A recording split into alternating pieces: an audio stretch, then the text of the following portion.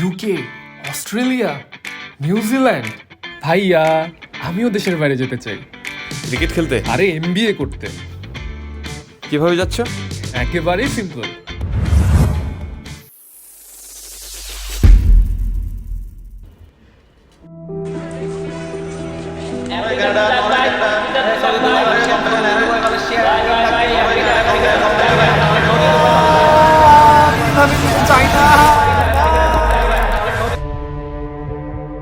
ভুল রাস্তা চয়েস করলে তো এমনই হবে, সঠিক পথ খুঁজে নাও।